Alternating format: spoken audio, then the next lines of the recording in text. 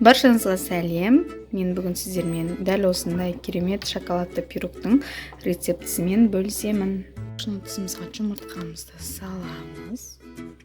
Оның үстіне қантымызды қосып, миксердің көмегімен аппақ көбік болғанша араластырамыз. Мінекей осылай аппақ көбік болғанша жақсылап араластырып аламыз.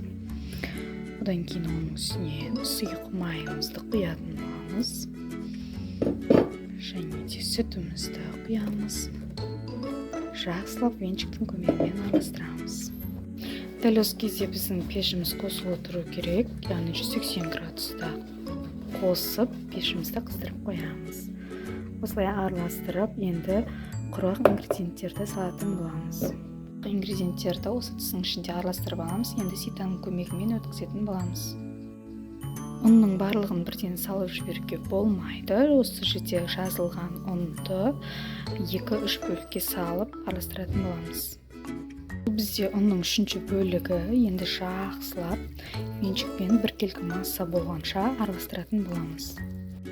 Мінекей біздің массамыз осындай консистенцияда болу керек. Қатты сұйық емес, қатты қою емес, осылай орташа консистенцияда болғаны дұрыс. Ал енді қызып тұрған табамызға массамызды құятын боламыз. Жалпы пирог пеште 35 минуттай тұру керек шамамен. Одан кейін шпажканың көмегімен тексеріп көретін боламыз. Енді әркімнің пеші әртүрлі болғандықтан қарап тұруға тырысыңыздар. Ал енді пирогымыздың бетіне шоколадты глазурь дайындайтын боламыз. Ол үшін 2 жас қасық сгущенкамен какаомызды миксердің көмегімен араластыратын боламыз. Міне пирог осылай болып көтеріледі. Менде 35 минутта пісіп шықты. Шоколадты глазурымызды құйдық. Енді бетіне біркелкі етіп жағып шығатын боламыз. Міне біздің пирогымыз дайын. Мен қолда бар заттармен, үйдегі шоколадтармен әсемдедім. Сізде өзіңіздің фантазияңызға қарай әсемдей берсеңіз болады. Ал қазір кесіп көрейік.